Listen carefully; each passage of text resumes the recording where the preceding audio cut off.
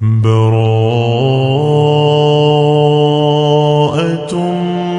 من الله ورسوله إلى الذين عاهدتم من المشركين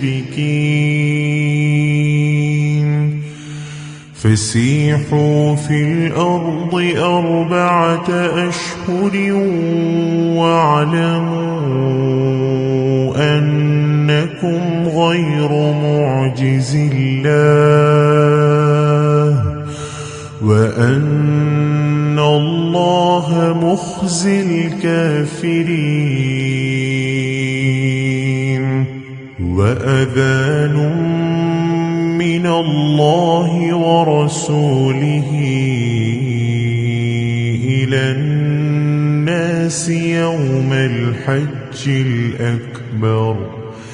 إلى الناس يوم الحج الأكبر أن الله بريء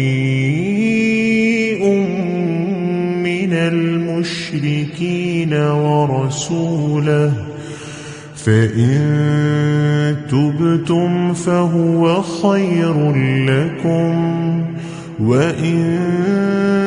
توليتم فاعلموا أنكم غير معجز الله وبشر الذين كفروا بعذاب أليم إلا الذين عاهدتم من المشركين ثم لم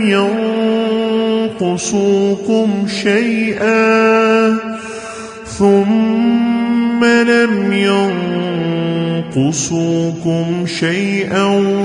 ولم يظاهروا عليكم أحدا فأتموا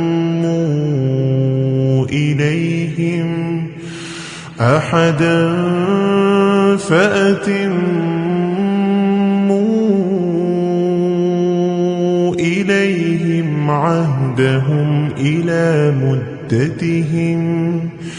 إن الله يحب المتقين فإذا سلخ الأشهر الحرم فاقتلوا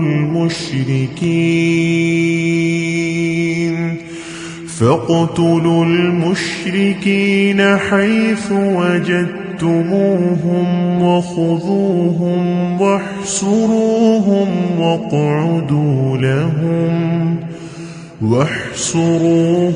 واقعدوا لهم كل مرصد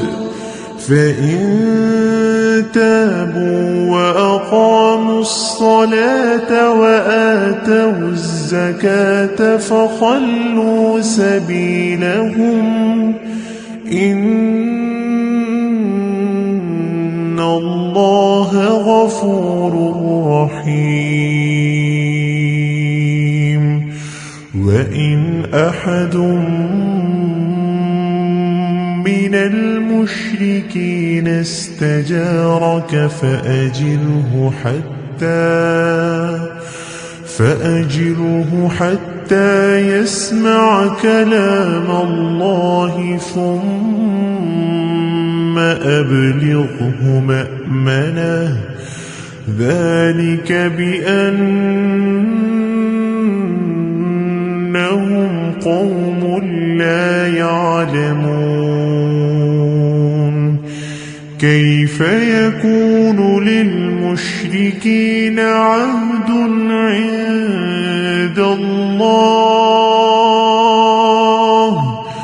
عند الله وعند رسوله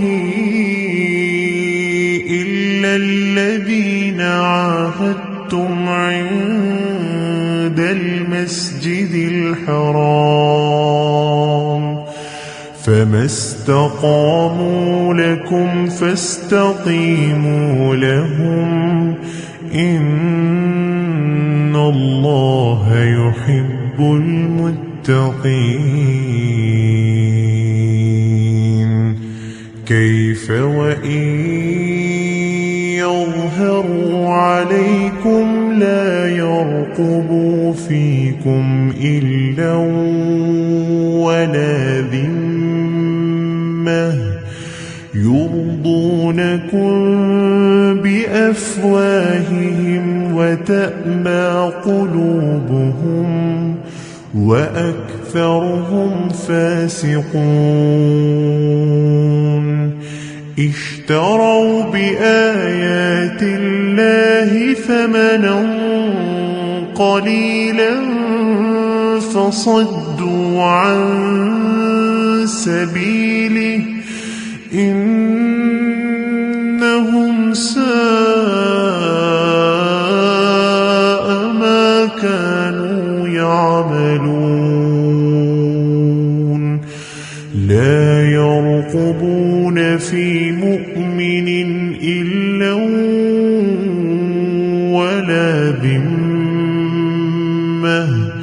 وأولئك هم المعتدون فإن تابوا وأقاموا الصلاة وآتوا الزكاة فإخوانكم في الدين ونفصل الآيات لقوم يعلمون وإن نكثوا أيمانهم من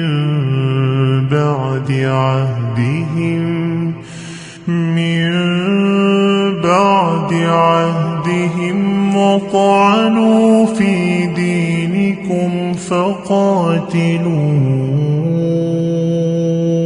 أئمة الكفر إنهم لا أيمان لهم لعلهم ينتهون ألا تقاتلون قوما نكثوا أيمانهم وهموا بإخراج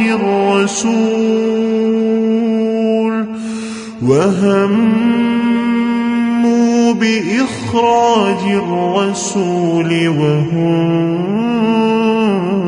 بدؤوكم أول مرة أتخشونهم فالله أحق أن تخشوه إن كنتم مؤمنين قاتلوهم يعذبهم الله بأيديكم ويخزهم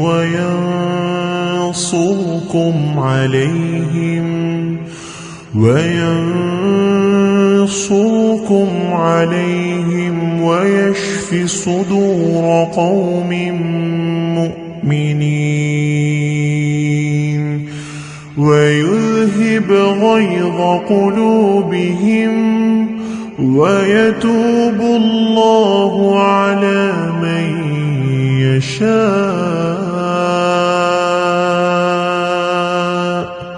والله عليم حكيم أم حسبتم أن تتركوا ولما يعلم الله الذين جاهدوا منكم ولم يتخذوا من دون الله ولا رسوله ولا المؤمنين وليجة والله خبير بما تعملون ما كان للمشركين أن يعمروا مساجد الله شاهدين على أنفسهم بالكفر أولئك حبطت أعمالهم وفي النار هم خالدون إنما يعمر مساجد الله من آمن بالله واليوم الآخر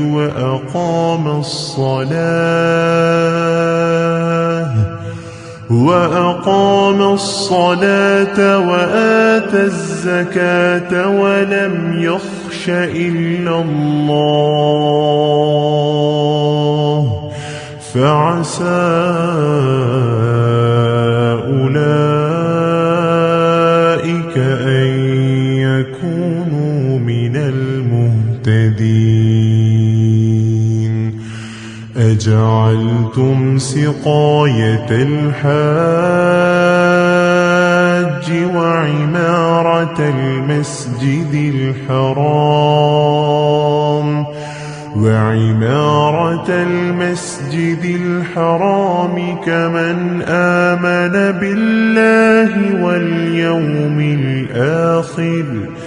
كمن آمن بالله واليوم الآخر وجاهد في سبيل الله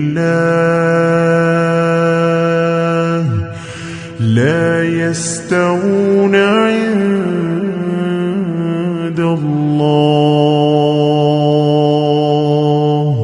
والله لا يهدي القوم الظالمين الذين آمنوا وهاجروا وجاهدوا في سبيل الله بأموالهم وأنفسهم أعظم درجة عند الله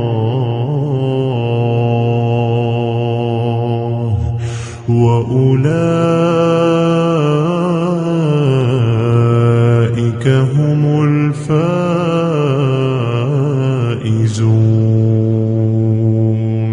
يبشرهم ربهم برحمة منه ورضوان وجنات لهم فيها نعيم مقيم خالدين فيها أبدا إن الله عنده أجر عظيم يا أيها الذين آمنوا لا تتخذوا آباءكم وإخوانكم أولياء إن استحبوا الكفر على الإيمان ومن يتولهم منكم فأولئك هم الظالمون قل إن كان آباؤكم وأبناؤكم وإخوانكم وإخوانكم وأزواجكم وعشيرتكم وأموال اقترفتموها وتجارة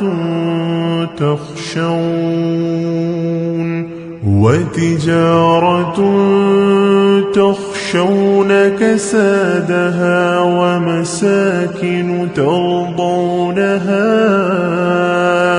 أحب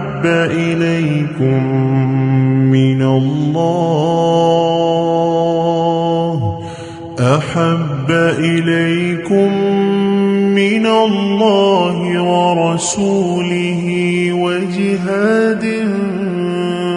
في سبيله فتربصوا حتى يأتي الله بأمره والله لا يهدي القوم الفاسقين. لقد نصركم الله في مواطن كثيرة ويوم حنين إذ أعجبتكم كثرتكم فلم تغن عنكم شيئا وضاقت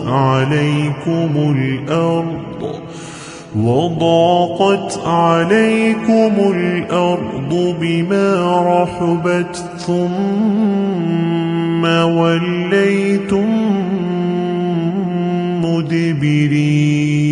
مدبرين ثم أنزل الله سكينته على رسوله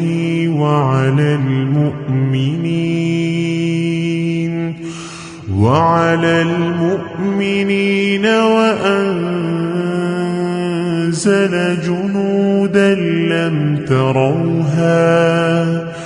وعذب الذين كفروا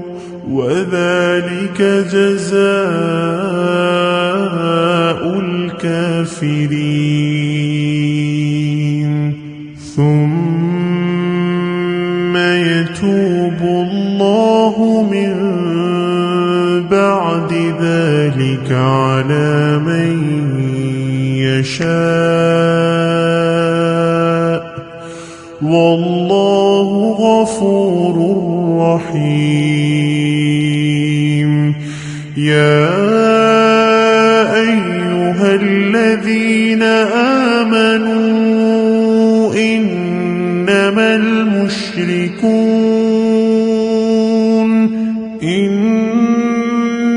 المشركون نجس فلا يقربوا المسجد الحرام بعد عامهم هذا وإن خفتم عيلة فسوف يغنيكم الله من فضله إن شاء إن الله عليم حكيم. قاتلوا الذين لا يؤمنون بالله ولا باليوم الآخر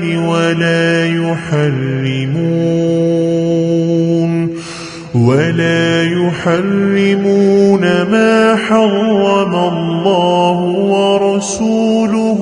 ولا يدينون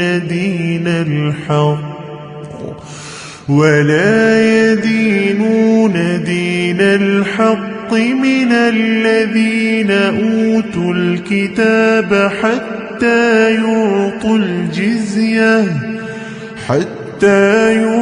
الجزية عن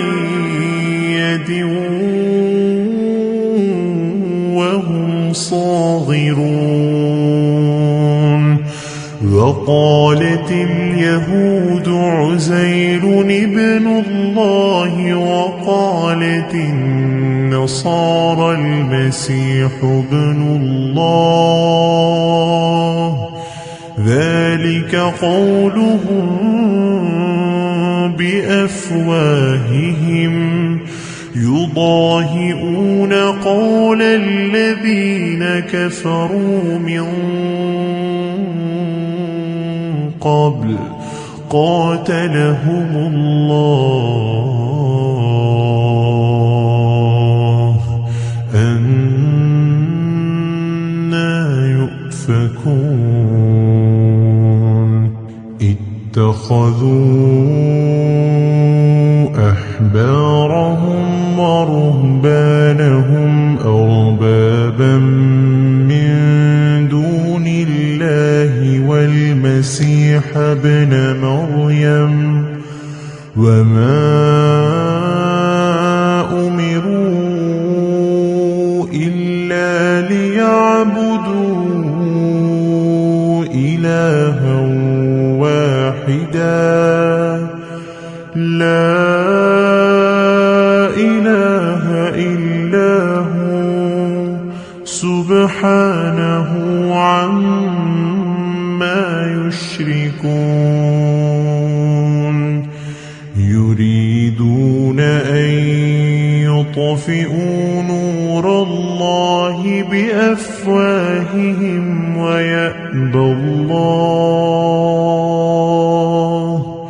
ويأبى الله إلا أن يتم نوره ولو كره الكافرون هو الذي أرسل رسوله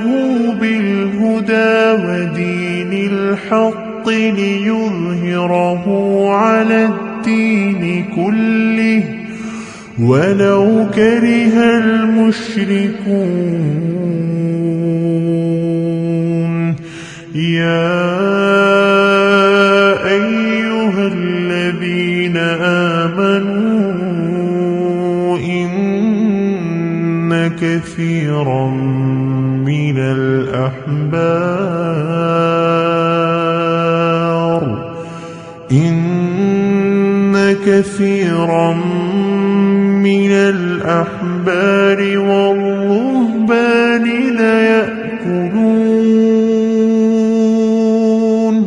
والرهبان ليأكلون أموال الناس بالباطل ويصدون عن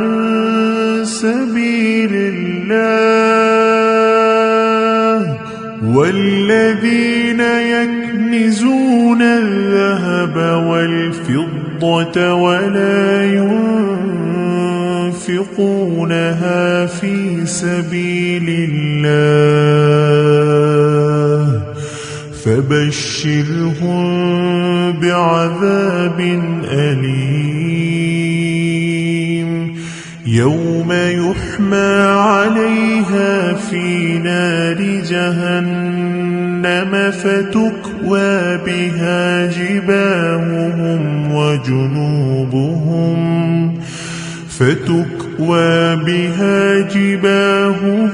وجنوبهم وظهورهم هذا ما كنزتم لأنفسكم فذوقوا ما كنتم تكنزون إن عدة الشهور عند الله 12 شهرا في كتاب الله 10 شهرا في كتاب الله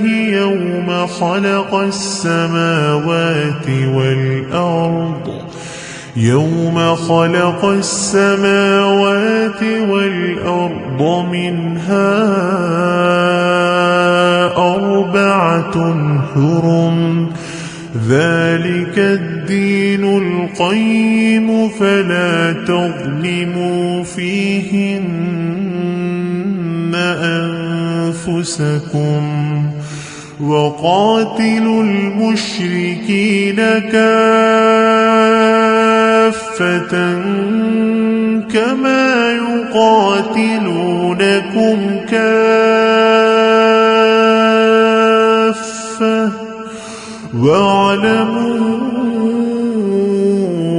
أن الله مع المتقين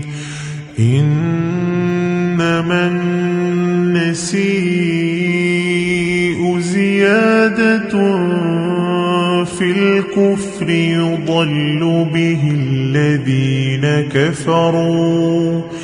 يضل به الذين كفروا يحلونه عاما ويحرمونه عاما ليواطئوا عدة ما حرم الله فيحلوا ما حرم الله زين لهم سوء أعمالهم والله لا يهدي القوم الكافرين يا أيها الذين آمنوا ما لكم إذا قيل لكم انفروا في سبيل الله اثاقلتم إلى الأرض أرضيتم بالحياة الدنيا من الآخرة فمتاع الحياة الدنيا في الآخرة إلا قليل إلا تنفروا يعذبكم عذابا أليما ويستبدل قوما غيركم ولا تضروه شيئا والله على كل شيء قدير إلا تنصروه فقد نصره الله إذ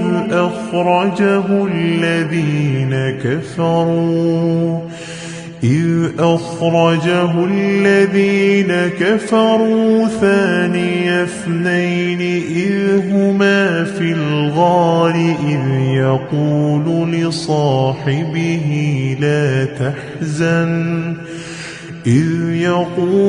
لصاحبه لا تحزن إن الله معنا فأنزل الله سكينته عليه وأيده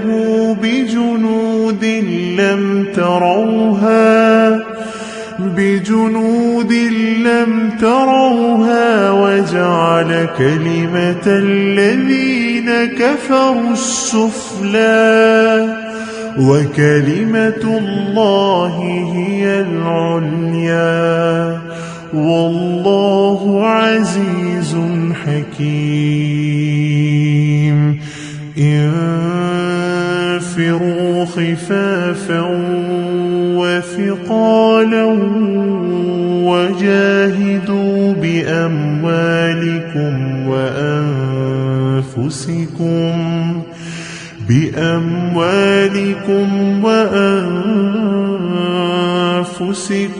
في سبيل الله ذلكم خير لكم إن كنتم تعلمون لو كان عرضا قريبا وسفرا قاصدا لاتبعوك ولكن بعدت عليهم الشقة وسيحلفون بالله لو استطعنا لخرجنا معكم يهلكون أنفسهم والله يعلم إنهم لكاذبون عفى الله عنك لم أذنت لهم حتى يتبين لك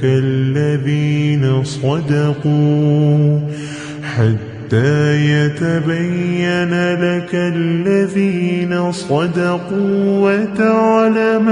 الكاذبين لا يستأذنك الذين يؤمنون بالله واليوم الآخر أن يجاهدوا بأموالهم وأنفسهم والله عليم بالمتقين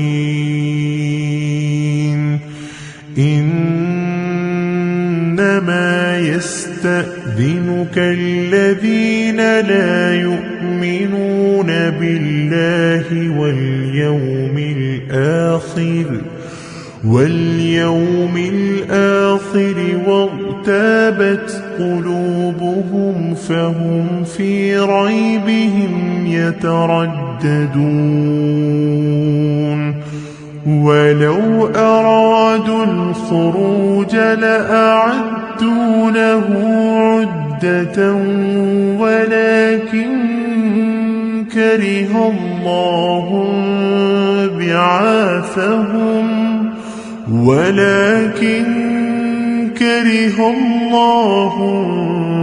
بعاثهم فثبطهم وقيل اقعدوا مع القاعدين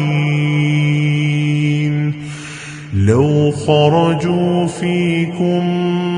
ما زادوكم إلا خبالا ولأوضعوا خلالكم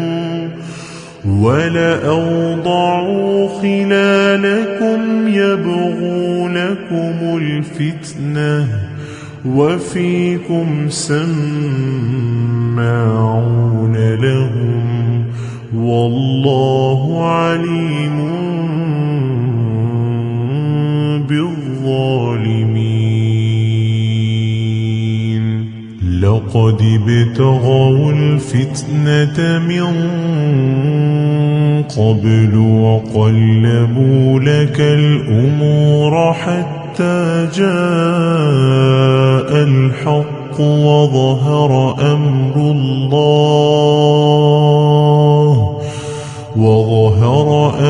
الله وهم كارهون ومنهم من يقول ائذن لي ولا تفتني ألا في الفتنة سقطوا وإن جهنم لمحيطة بالكافرين إن تصبك حسنة تسؤهم وإن تصبك مصيبة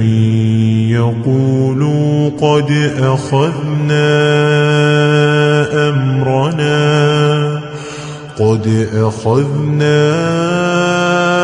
أمرنا من قبل ويتولوا وهم فرحون قل لن يصيبنا إلا ما كتب الله لنا هو مولانا وعلى الله فليتوكل المؤمنون قل هل تربصون بنا إلا إحدى الحسنيين ونحن نتربص بكم أن يصيبكم الله بعذاب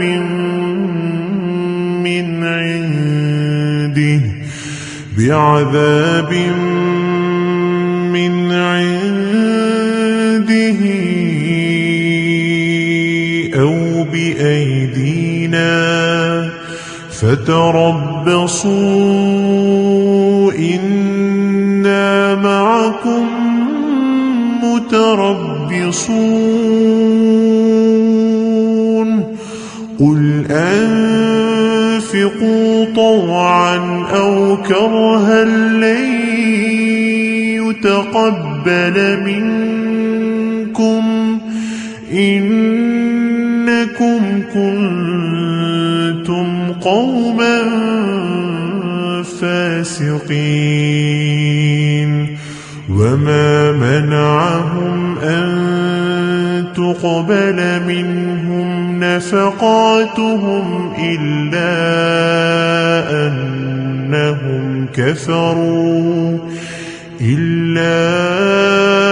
أنهم كفروا بالله وبرسوله ولا يأتون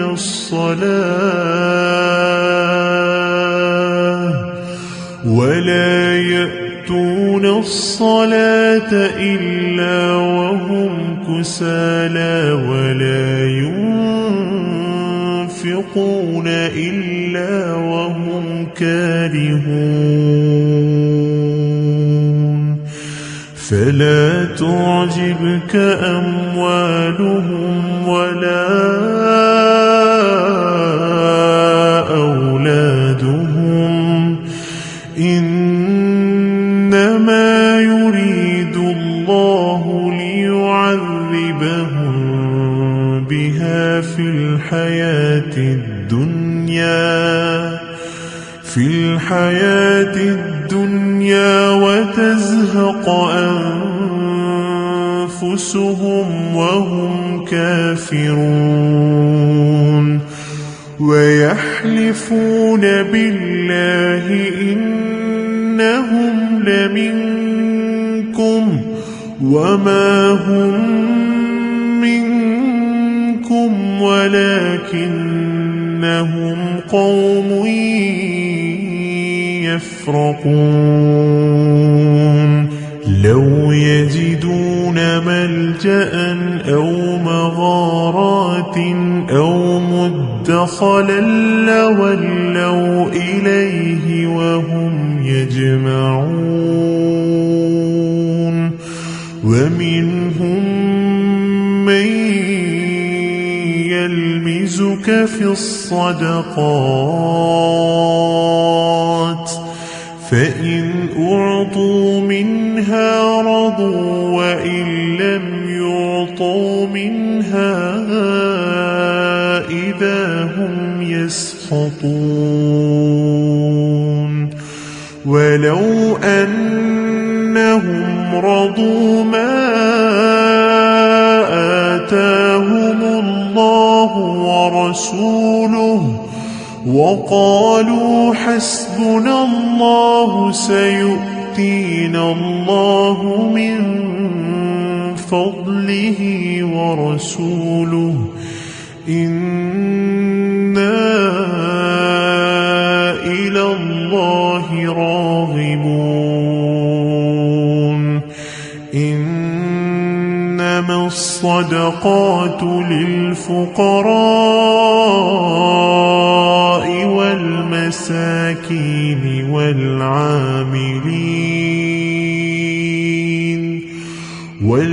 والمساكين والعاملين عليها والمؤلفة والمؤلفة قلوبهم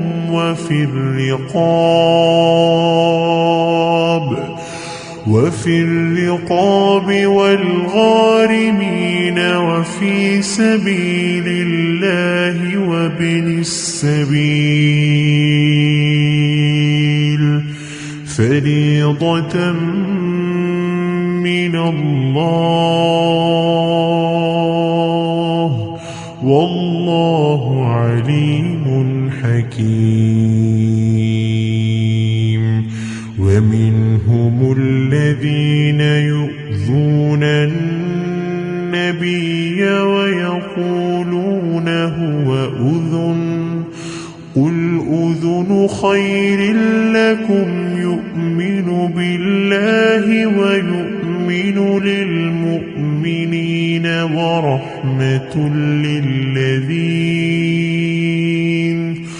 ورحمة للذين آمنوا منكم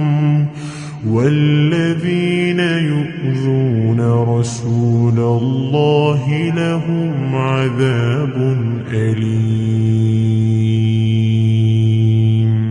يحلفون بالله لكم ليرضوكم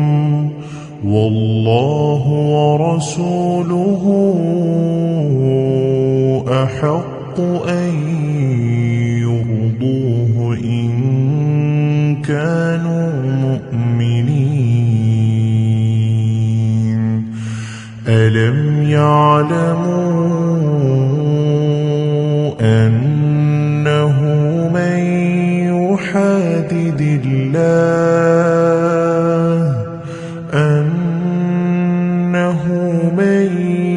يحادد الله ورسوله فأن له نار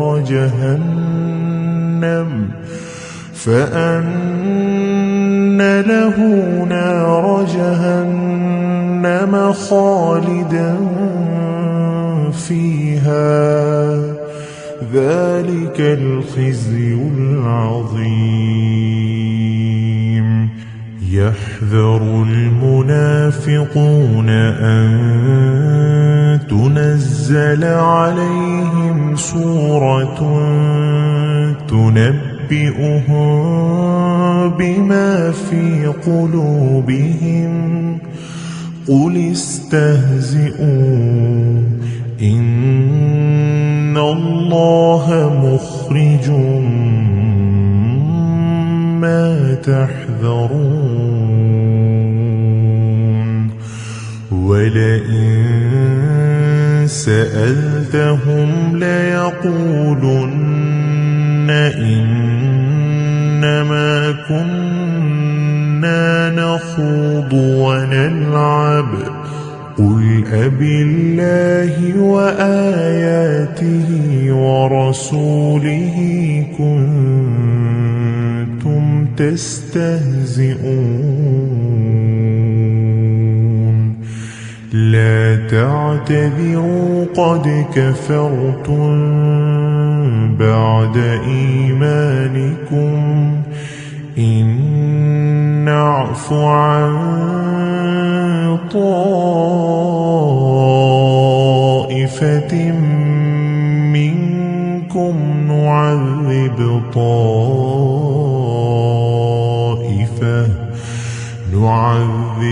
طائفة بأنهم كانوا مجرمين. المنافقون والمنافقات بعضهم من بعض يأمرون بالمنكر وينهون عن المعروف ويقبضون أيديهم نسوا الله فنسيهم إن المنافقين هم الفاسقون وعد الله المنافقين والمنافقات والكفار نار جهنم خالدين فيها هي حسبهم ولعنهم الله ولهم عذاب مقيم كالذين من قبلكم كانوا أشد منكم قوة وأكثر أموالا وأولادا فاستمتعوا بخلاقهم فاستمتعتم بخلاقكم كما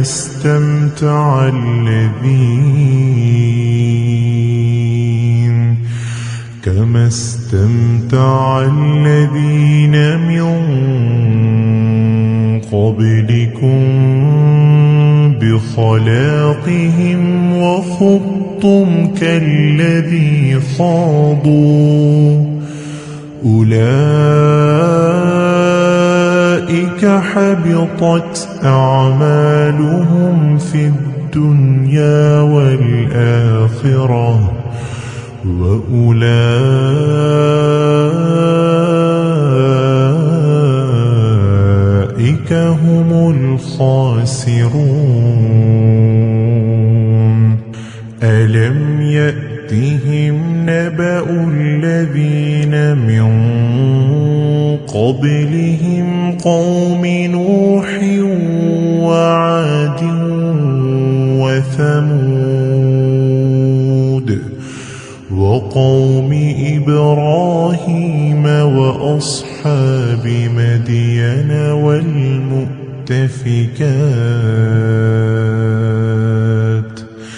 أتتهم رسلهم بالبينات فما كان الله ليظلمهم ولكن كانوا أنفسهم يظلمون والمؤمنون والمؤمنات بعضهم أولياء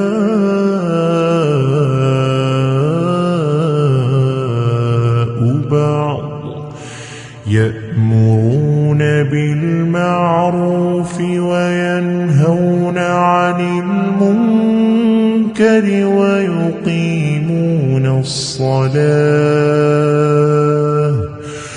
ويقيمون الصلاة ويؤتون الزكاة ويطيعون الله ورسوله أولئك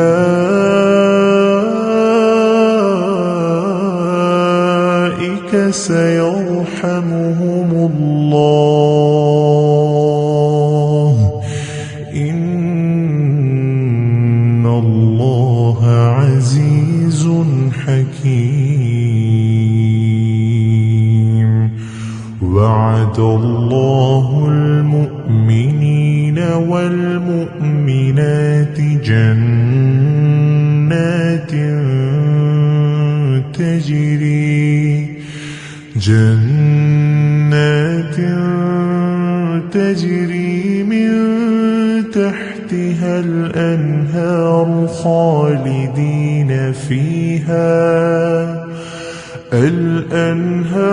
خالدين فيها ومساكن طيبة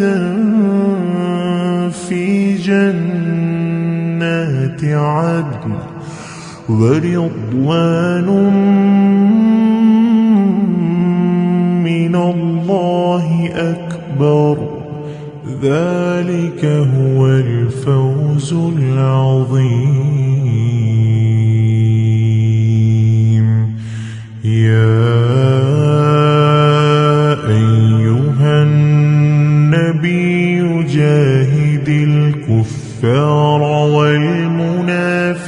الكافرين واغلظ عليهم ومأواهم جهنم وبئس المصير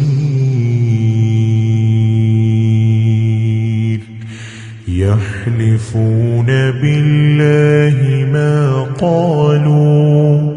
ولقد قالوا كلمة الكفر وكفروا بعد إسلامهم وهموا بما لم ينالوا وما نقموا إلا أن أغناهم الله ورسوله من فضله فإن يتوبوا يك خيرا لهم وإن يتولوا يعذبهم الله عذابا أليما في الدنيا والآخرة وما لهم في الأرض من ولي ولا نصير ومنهم من عاهد الله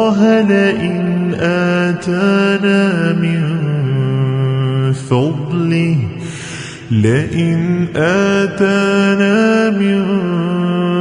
فضله لنصدقن ولنكونن من الصالحين فلما آتاهم من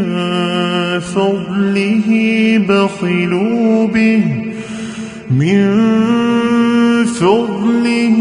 بخلوا به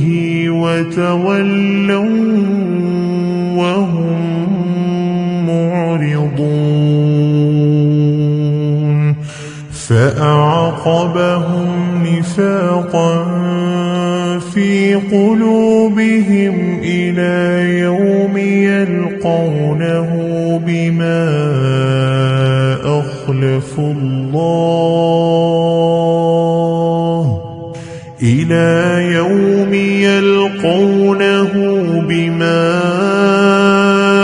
أخلفوا الله ما وعدوه وبما كانوا يكذبون ألم يعلموا أن الله يعلم سرهم ونجواهم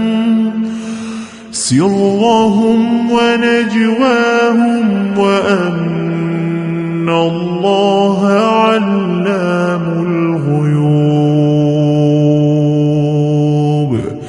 الذين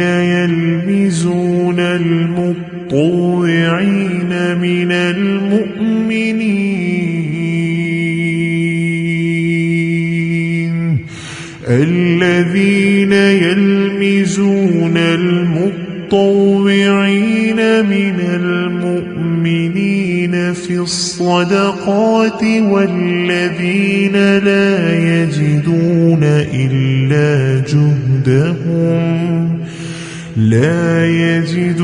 إلا جهدهم فيسخرون منهم سخر الله منهم ولهم عذاب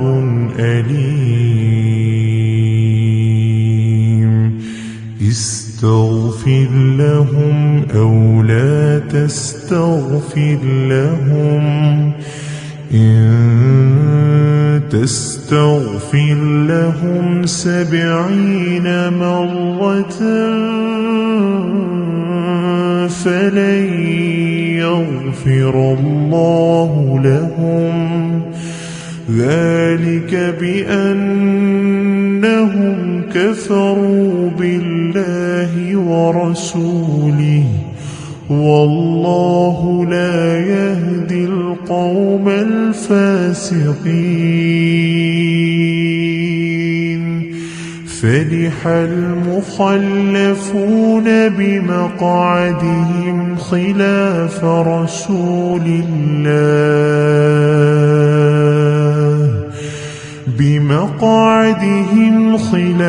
رسول الله وكرهوا أن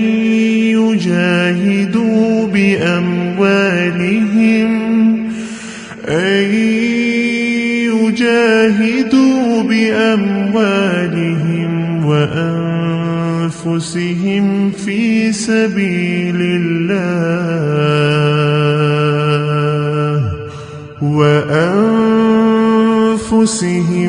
في سبيل الله وقالوا لا تنفروا في الحر قل نار جهنم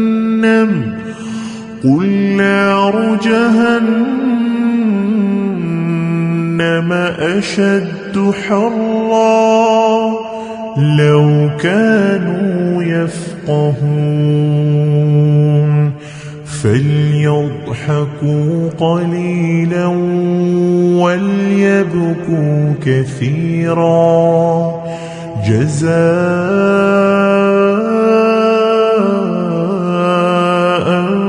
بما كانوا يكسبون فإن رجعك الله إلى طائفة منهم فاستأذنوك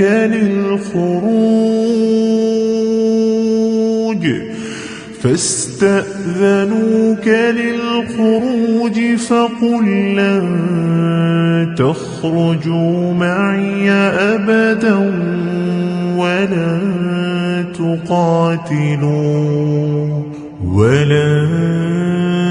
تقاتلوا معي عدوا إنكم رضيتم بالقعود أول مرة فاقعدوا مع الخالفين ولا تصل على أحد منهم مات أبدا ولا تقم على قبره إنهم كفروا بالله ورسوله وماتوا وهم فاسقون ولا تعجبك أموالهم وأولادهم إنما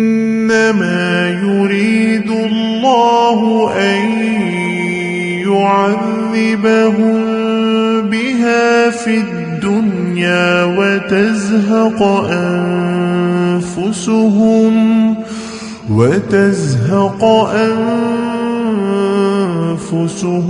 وهم كافرون وإذا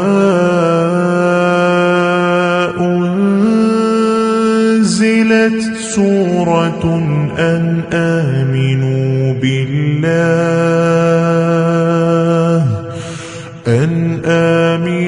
بالله وجاهدوا مع رسوله استأذنك أولو الطول منهم وقالوا ذرنا نكن مع القاعدين رضوا بأن يكونوا مع الخوالف وطبع على قلوبهم فهم لا يفقهون لكن الرسول والذين آمنوا معه جاهدوا بأموالهم وأنفسهم وأولئك لهم الخيرات وأولئك هم المفلحون أعد الله لهم جنات تجري من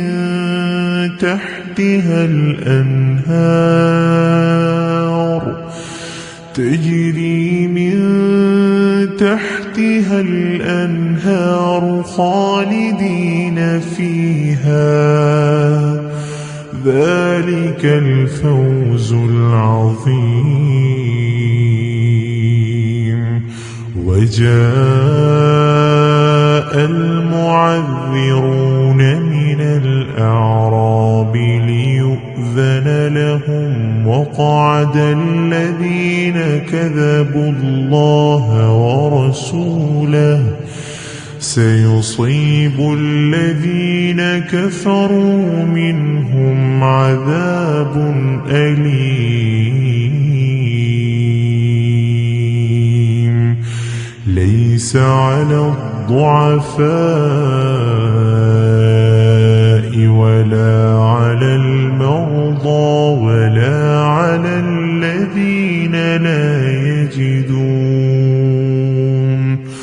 ولا على الذين لا يجدون ما ينفقون حرج إذا نصحوا لله ورسوله ما على المحسنين من سبيل والله غفور رحيم ولا على الذين إذا ما أتوك لتحملهم قلت لا أجد ما أحملكم عليه تولوا وأعينهم تفيض من الدمع حزنا ألا يجدوا ما ينفقون إنما السبيل على الذين يستأذنونك وهم أغنياء رضوا بأن يكونوا مع الخوالف وطبع الله على قلوبهم فهم لا يعلمون يعتذرون إليكم إذا رجعتم إليهم قل لا تعتذروا لن نؤمن لكم قد نبأنا الله من أخباركم وسيرى الله عملكم ورسوله ثم تردون إلى عالم الغيب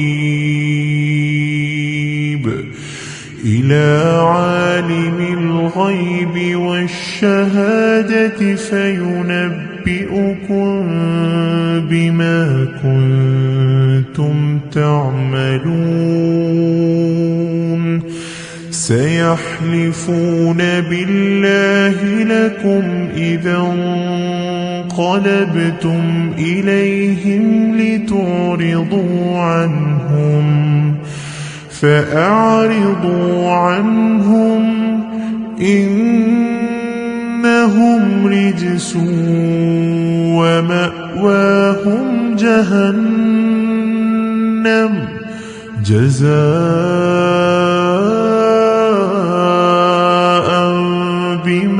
كانوا يكسبون يحلفون لكم لترضوا عنهم فإن ترضوا عنهم فإن الله لا يرضى عن القوم الفاسقين الأعراب أشد كفرا ونفاقا وأجدر ألا يعلموا حدود ما أنزل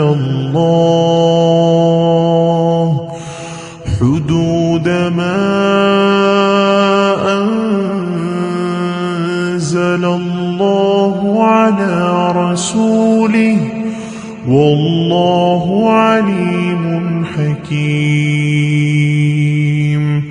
ومن الأعراب من يتخذ ما ينفق مغرما ويتربص بكم الدوائر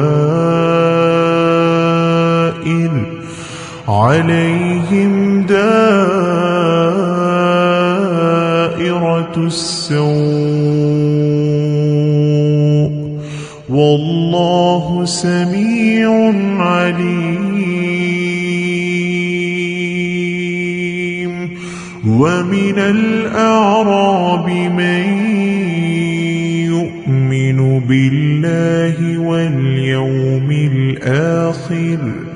من يؤمن بالله واليوم الآخر ويتخذ ما ينفق قربات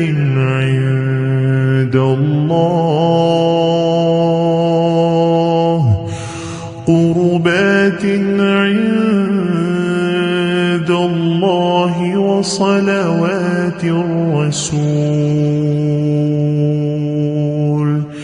ألا إنها قربة لهم سيدخلهم الله في رحمته إن الله غفور رحيم والسابقون الأولون من المهاجرين والأنصار والذين اتبعوهم بإحسان رضي الله عنهم ورضوا عنه وأعد لهم جنات تجري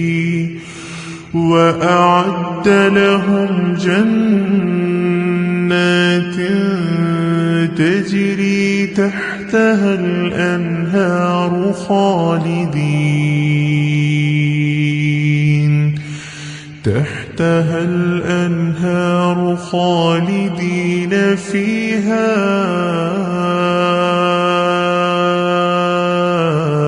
أبدا ذلك الفوز العظيم وممن حولكم من الأعراب منافقون ومن أهل المدينة مردوا على النفاق لا تعلمهم نحن نعلمهم سنعذبهم مرتين ثم يردون إلى عذاب عظيم وآخرون اعترفوا بذنوبهم خلطوا عملا صالحا وآخر سيئا عسى الله أن يتوب عليهم إن الله غفور رحيم خذ من أموالهم صدقة تطهرهم وتزكيهم بها وصل عليهم إن صلاتك سكن لهم والله سميع عليم ألم يعلموا أن الله هو يقبل التوبة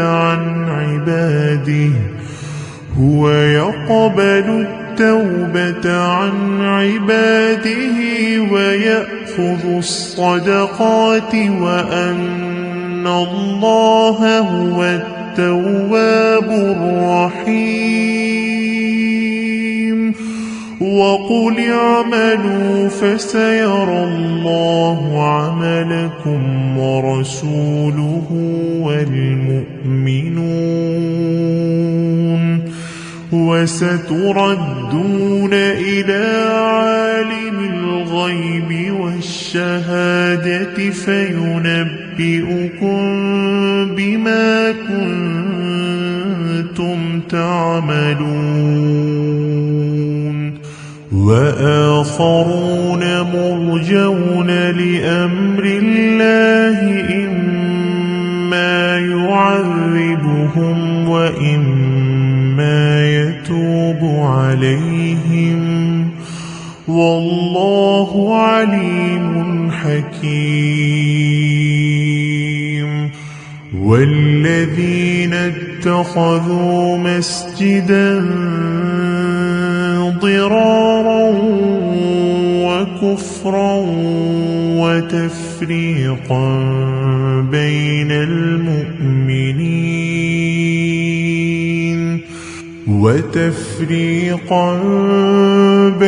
المؤمنين وإرصادا لمن حارب الله ورسوله من قبل وليحلفن إن أردنا إلا الحسنى والله يشهد إنهم لكاذبون لا تقم فيه أبدا لمسجد أسس على التقوى من أول يوم أحق أن تقوم فيه رجال يحبون أن يتطهروا والله يحب المطهرين أفمن أسس بنيانه على تقوى من الله ورضوان خير أم من أسس بنيانه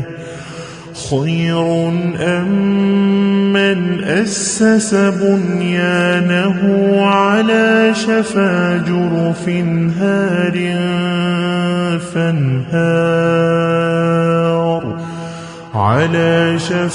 جرف هار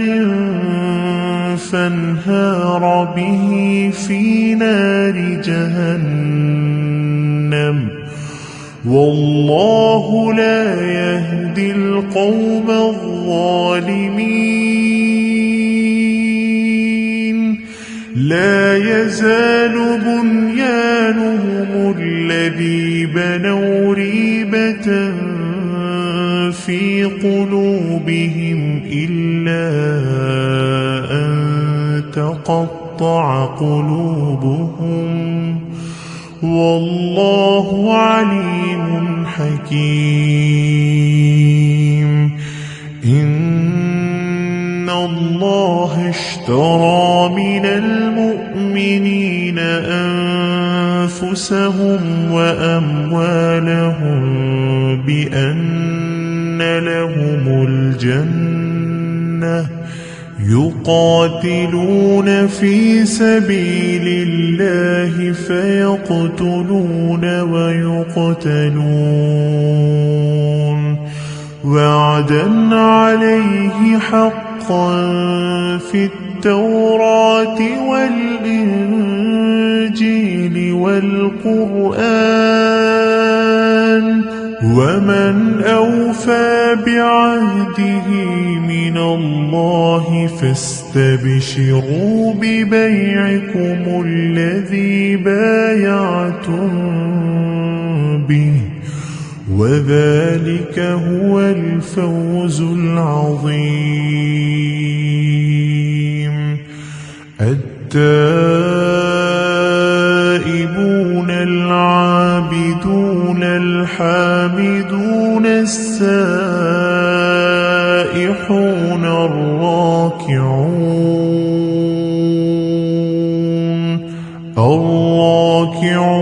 الساجدون الآمرون بالمعروف والناهون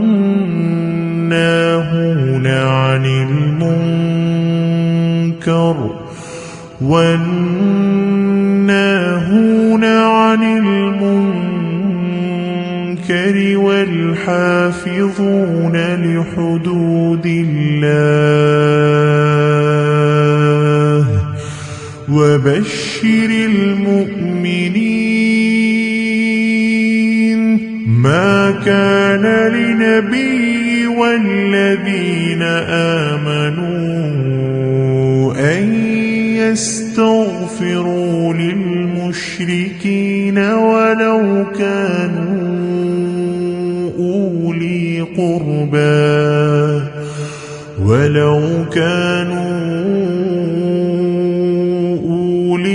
قربى من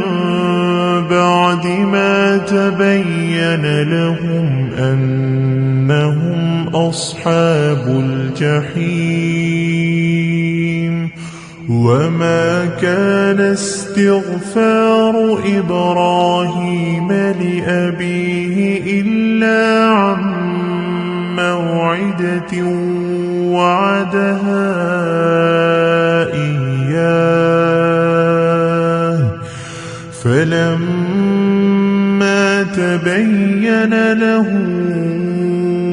أنه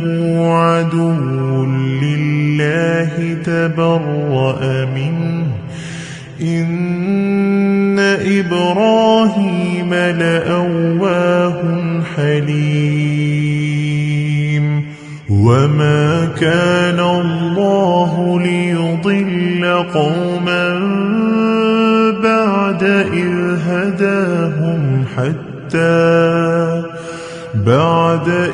هداهم حتى يبين لهم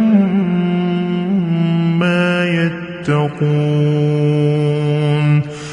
إن الله بكل شيء عليم. إن الله له ملك السماوات والأرض يحيي ويميت وما لكم من دون الله من ولي ولا نصير. لقد تاب الله على النبي والمهاجرين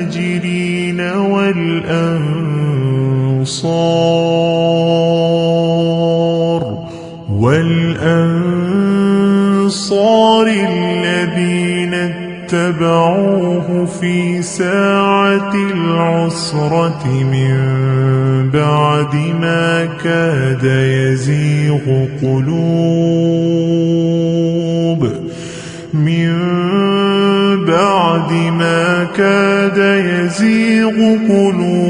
فريق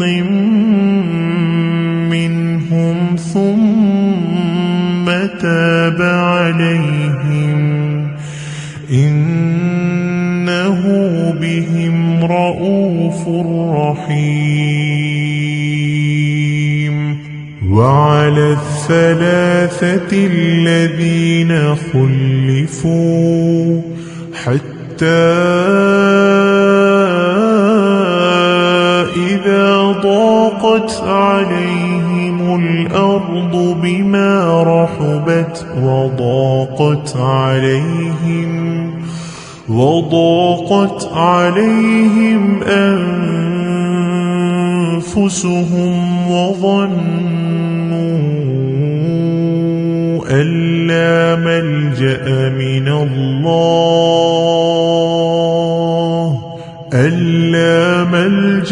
من الله إلا إليه ثم تاب عليهم ليتوبوا إن الله هو التواب الرحيم يا أيها الذين آمنوا اتقوا الله وكونوا مع الصادقين ما كان لأهل المدينة ومن حولهم من الأعراب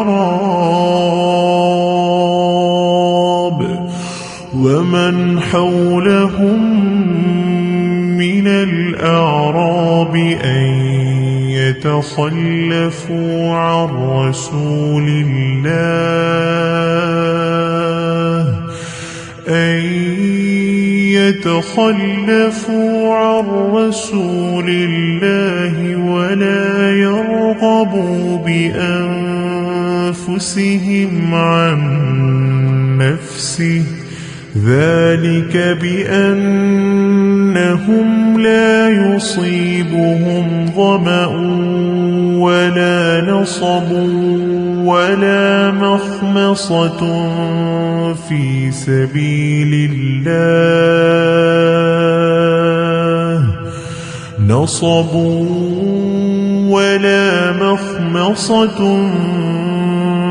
في سبيل الله ولا يطؤون موطئا يغيظ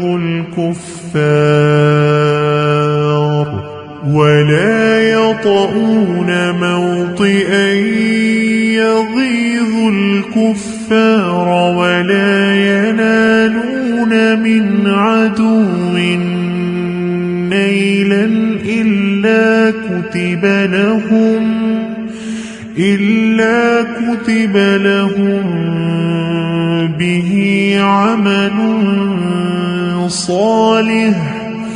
إن الله لا يضيع أجر المحسنين ولا ينفقون نفقة صغيرة ولا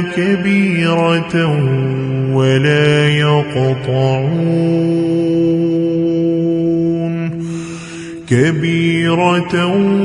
ولا يقطعون واديا إلا كتب لهم ليجزيهم الله أحسن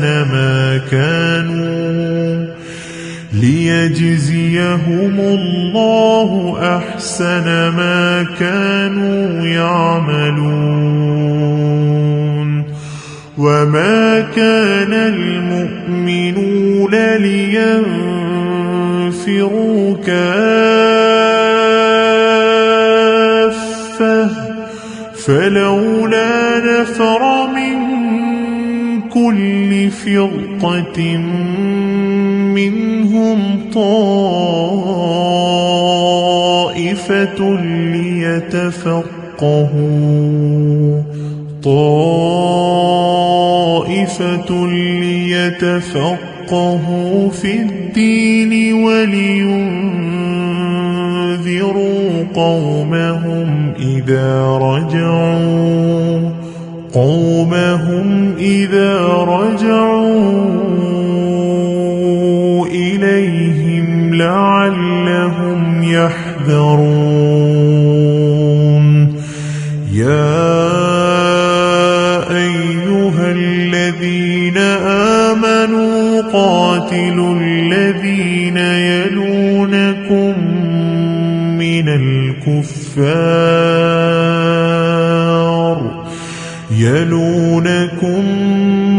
من الكفار وليجدوا فيكم غلظة واعلموا أن الله مع المتقين. وإذا ما أنزلت سورة فمنهم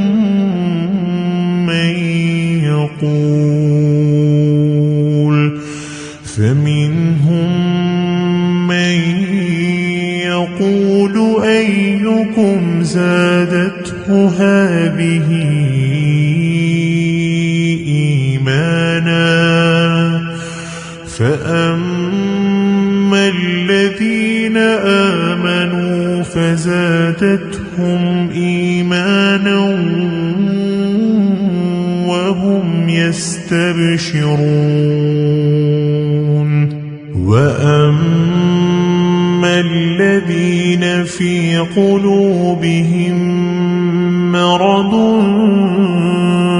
فزادتهم رجسا إلى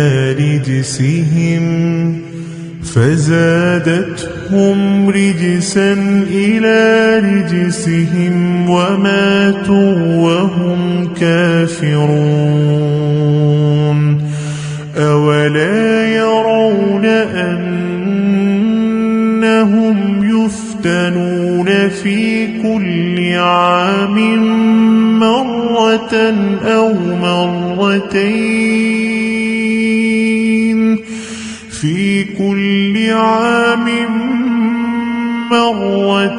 أو مرتين ثم لا يتوبون ولا هم يذكرون. وإذا ما أنزلت سورة نظر بعضهم إلى بعض هل يراكم من أحد ثم انصرفوا صرف الله قلوبهم بأنهم قوم لا يفقهون. لقد جاءكم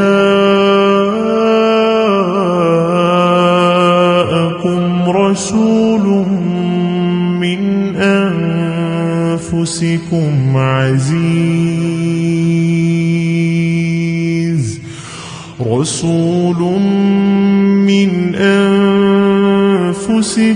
عزيز عليه ما عنتم حريص عليكم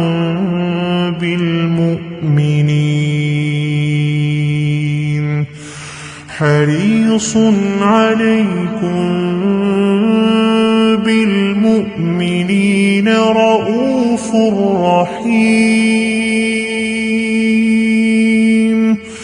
فإن تولوا فقل حسبي الله لا إله إلا هو عليه توكلت وهو رب العرش العظيم.